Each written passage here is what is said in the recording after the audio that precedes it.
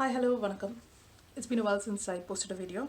So, considering kids and most of the grown-ups are at home, I thought I'd post a quick video of a sloka which you can learn while you have some time to spare. This is a sloka about Lord Ganesha. It's a fairly simple and short sloka. So, I thought I'll also add a little bit of story behind the sloka as well, or some aspects that are mentioned in the sloka. So, first let's look at the sloka, its meaning, and then the story. Vakratunda महाकाय सूर्यकोटि समप्रभा निर्विघ्नं कुरु मे देव सर्वकार्येषु सर्वदा. So Vakratunda Mahakaya refers to Lord Ganesha's huge body and curved elephant tusk.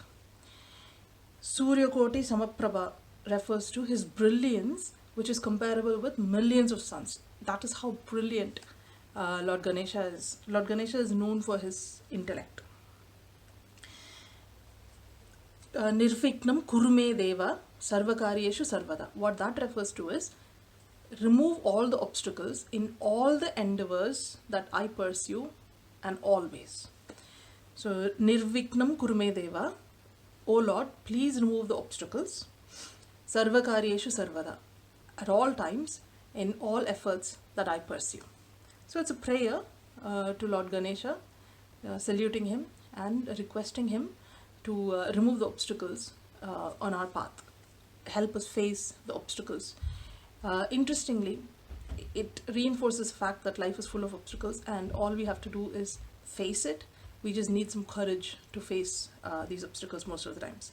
So the little story, it's about Lord Ganesha's tusk. Some of you may have noticed that the right tusk of Ganesha is broken. Now, it is said that Ganesha was the scribe for Vyasa to write Mahabharata. So Vyasa, the sage, was praying to Brahma because he wanted to start this big epic that he wanted to write, and he wanted some help to get someone to scribe it. And Brahma suggested that Vyasa approach Ganesha. So he goes to Lord Ganesha. Lord Ganesha apparently wasn't very keen to do this job. So he lays a condition saying, yes, I will scribe, provided you dictate uninterrupted. So I will keep on writing. I shouldn't have to take the pen off. So Vyasa was a bit taken aback because it's such a complex epic. There are so many shlokas that are going to be in this. So how can he have his thought train for that long? So Vyasa puts a counter condition saying, okay, I will keep dictating, but you should only write if you understand.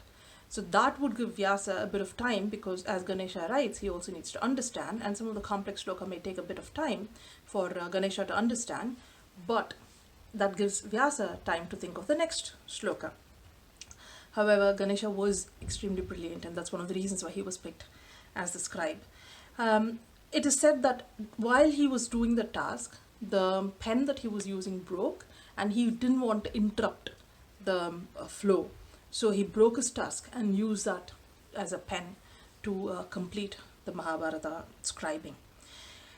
Another way of looking at this is that the god himself is not particularly perfect in his appearance, but that doesn't matter. What matters is what is inside. So we should all focus on the inside more than the outside. That is one of the lessons that we can learn from Lord Ganesha. So let's look at the sloka again before we conclude.